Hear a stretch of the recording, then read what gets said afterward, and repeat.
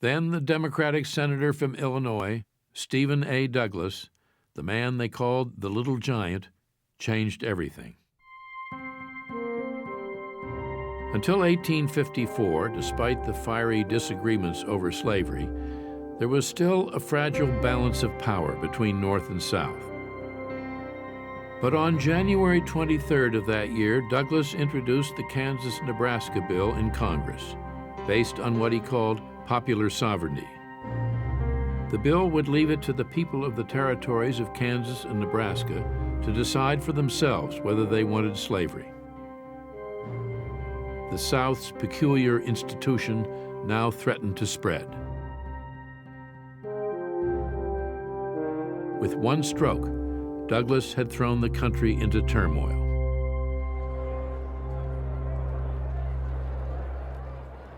Lincoln was arguing a case on the circuit when news reached him that the bill had passed. It roused him, he said, as he had never been before.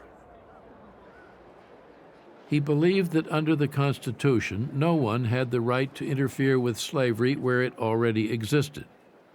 But it must not be allowed to expand further. It was the Kansas-Nebraska Act that brought him back on the scene and really got his blood up. The South kept saying slavery is a positive good, and as a positive good, it ought to have a right to spread anywhere.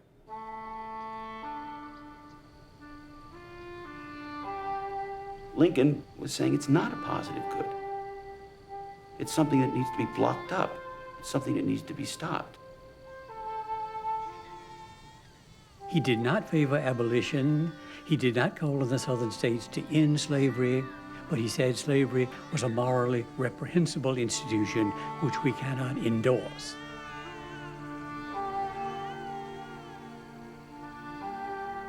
For the first time, he's able to connect a major public issue and a large moral question.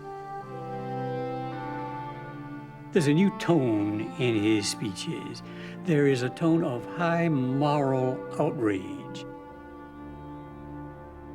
This covert zeal for the spread of slavery, I cannot but hate. I hate it because of the monstrous injustice of slavery itself. I hate it because it deprives our Republican example of its just influence in the world, and especially because it forces so many good men amongst ourselves into an open war with the very fundamental principles of civil liberty, criticizing the Declaration of Independence and insisting that there is no right principle but self-interest. He spoke out logically, he spoke out morally, he spoke out emotionally, and he found his voice. And I think once you make a stand like that, something changes inside of you. It gives you the strength and the fervor to keep going.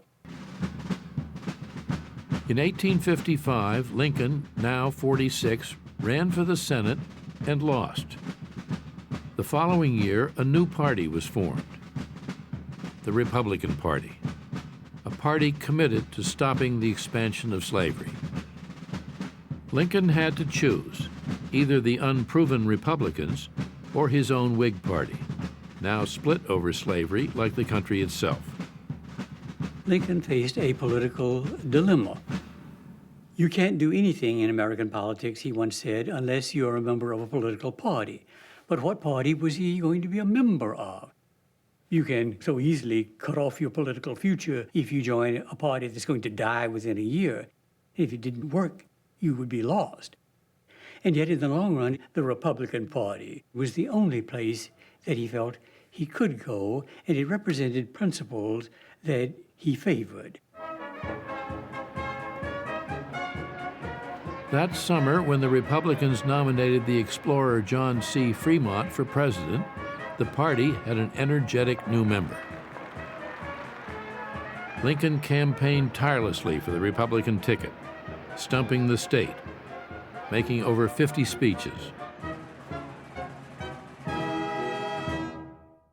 Fremont lost, but Lincoln's hard work had paid off.